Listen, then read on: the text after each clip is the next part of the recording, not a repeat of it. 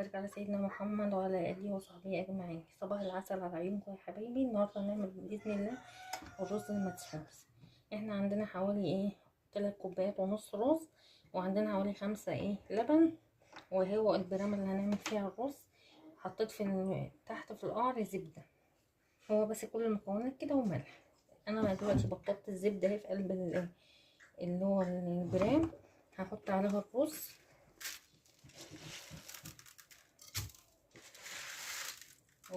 مصري اهو.